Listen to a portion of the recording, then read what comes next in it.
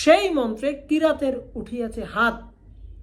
অর্থাৎ কিরাত বলতে পাহাড়ি অসভ্য শিকারী শ্রমজীবী অথবা শ্রমজীবী জাতি, যারা একদম প্রান্তিক শ্রেণীতে বসবাস করে, অর্থাৎ শোষিত শ্রেণীতে বসবাস করে, তাহারা পাহাড়ের জাতি।